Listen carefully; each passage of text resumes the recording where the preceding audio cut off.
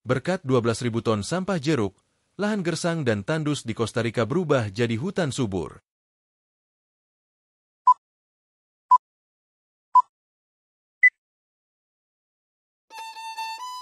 Pernahkah kamu mendengar nama negara Kosta Rika? Kosta Rika adalah satu negara di jantung Amerika Tengah. Kosta Rika dikenal sebagai salah satu negara dengan keanekaragaman hayati yang mengagumkan. Di Kosta Rika adalah sebuah area konservasi yang bernama Guanacaste, yang merupakan sebuah kawasan lindung yang membentang luas dengan hutan tropis yang menjadi rumah bagi berbagai spesies flora dan fauna langka. Ada sebuah kisah unik yang terjadi di Guanacaste. Pada 1976, Daniel Jensen dan Winnie Holwachs, dua ilmuwan dari Universitas Princeton, sedang berusaha menyelamatkan ekosistem hutan hujan tropis untuk melindungi keanekaragaman hayati yang luar biasa di Kosta Rika. Namun, mereka tahu bahwa pendekatan konvensional biasa tidaklah cukup. Kemudian, pada 1995, sebuah peluang muncul. Perusahaan Jus del Oro mendirikan pabrik di dekat kawasan konservasi. Daniel Jensen dan Winnie Holwachs melihat sebuah peluang emas. Bagaimana jika limbah kulit jeruk dari pabrik itu bisa digunakan menghidupkan kembali lahan yang telah terdegradasi? Mereka pun mengajukan proposal yang tampaknya dan akhirnya Del Oro diizinkan membuang limbah kulit jeruk di lahan konservasi dengan syarat tertentu, yaitu tidak menggunakan pestisida pada jeruk mereka, memastikan bahwa limbah yang dibuang murni organik. Meskipun ide tersebut terdengar aneh, kesepakatan pun akhirnya bisa tercapai. Akhirnya pada tahun 1997, beberapa truk besar melaju perlahan di jalan tanah yang mengarah ke dalam kawasan konservasi. 12.000 ton kulit jeruk dan ampasnya ditumpahkan ke area konservasi. Lahan yang dulunya tandus kini tertutup lapisan tebal kulit jeruk dan mulai membusuk. Ribuan ton kulit jeruk dan ampasnya ditumpahkan begitu saja di tengah-tengah lahan yang tampak gersang. Bagi siapapun yang melihat, hal ini tampak seperti pencemaran lingkungan yang disengaja.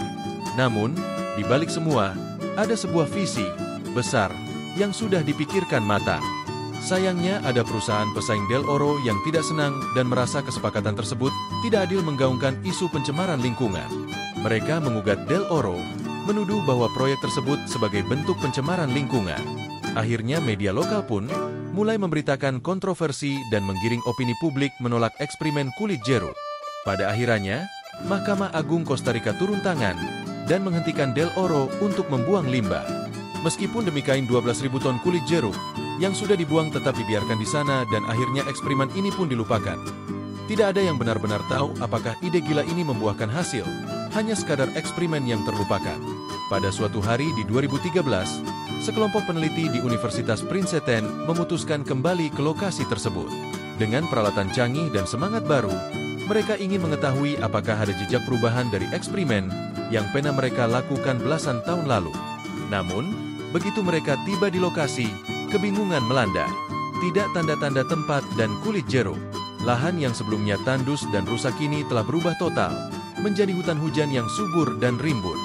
Mereka berjalan berkeliling, mencoba mencari tanda-tanda bekas pembuangan, tetapi yang mereka temukan hanyalah pepohonan besar, semak-semak hijau, dan suara burung yang berkicau merdu. Tidak ada sisa kulit jeruk dan tidak ada lahan kosong yang gersang. Saat mereka hampir putus asa, salah satu peneliti melihat sesuatu yang mencurigakan. Sebuah papan tanda kuning yang pernah mereka pasang 16 lalu. Namun, papan tanda tersebut hampir tertutup sepenuhnya tanaman merambat. Mereka mendekatinya dan memastikan bahwa mereka berada di lokasi yang benar. Tapi bagaimana? Mungkin area yang dulunya kering dan tandus kini telah berubah menjadi ekosistem yang begitu hidup. Ini adalah sebuah keajaiban. Penelitian menunjukkan bahwa biomasa di area ini meningkat hingga 176% dibandingkan wilayah sekitar yang tidak ada limbah kulit jeruk. Ternyata, limbah kulit jeruk yang membusuk menciptakan lapisan tanah yang sangat kaya nutrisi sehingga berbagai tanaman bisa tumbuh subur. Awalnya, proses ini dimulai ketika kulit jeruk yang menumpuk mulai mengalami dekomposisi alami, menghasilkan kompos organik yang memperkaya struktur tanah. Rumput hama yang sebelumnya mendominasi area tersebut, terkubur di bawahnya, memberi kesempatan bagi benih tanaman asli untuk bertunas dan tumbuh kembali tanpa hambatan. Proses menciptakan ekosistem yang lebih sehat, tetapi secara alami menekan dominasi tanaman invasif yang sebelumnya menghambat pertumbuhan flora asli. Kulit jeruk membawa dampak positif terhadap kualitas tanah sebagai nutrisi esensial. Kandungan nitrogen, fosfor, dan kalium, dan limbah jeruk berperan penting dan mempercepat regenerasi tanah yang sebelumnya miskin unsur hara. Mikroorganisme pengurai bekerja dengan optimal, mempercepat perubahan limbah kulit jeruk menjadi humus yang subur. Dengan meningkatnya kadar nutrisi, tanaman menjadi lebih cepat dan lebih kuat, mempercepat pembentukan ekosistem yang stabil. Selain itu, faktor lingkungan turut memainkan peran besar dan keberhasilan eksperimen.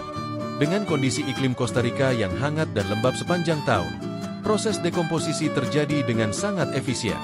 Ternyata alam memang bekerja dengan cara ajaib.